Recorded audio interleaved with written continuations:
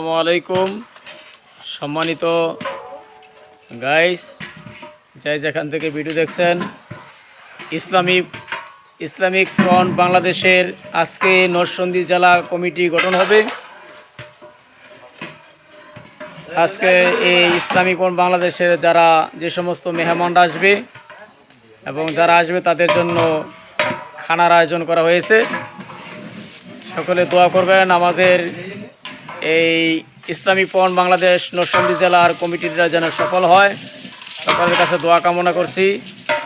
ফজরের নামাজের পর থেকে শুরু হয়েছে রান্নাবান্নার কাজ। ইনশাআল্লাহ আমাদের অনুষ্ঠান হলো বিকাল 3টা থেকে শুরু হবে। ইসলামিক ফ্রন্ট বাংলাদেশ নরসিংদী জেলা কমিটি গঠন হবে। সকলের কাছে দোয়া চাইতেছি, সকলে দোয়া করবেন। আল্লাহ রাব্বুল আলামিন যেন এই